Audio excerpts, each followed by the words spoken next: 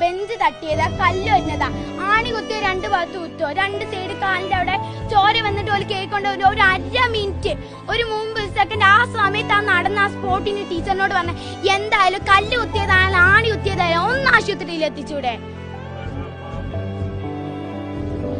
ഞങ്ങൾ ബസ് കയറിയപ്പോഴാ പറഞ്ഞത് പാമ്പിനെ പിടിച്ചുന്ന്.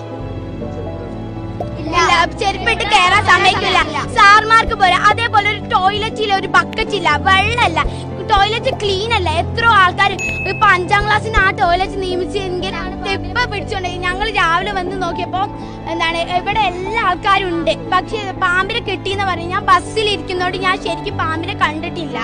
പക്ഷെ എന്നാലും ആ കുട്ടി 3 പ്രാവശ്യമായി പറയുന്നത് പാമ്പാണ് എന്നെ അടിച്ചത്, എന്നെ ആശുപത്രി കൊണ്ട് തീരെ വയ്യാട്ടാ. ഈ ഗ്ലാസ്സിൽ ഇരിക്കുന്ന കുട്ടി, ആ കുട്ടി വരെ പറഞ്ഞിരുന്നുണ്ട്.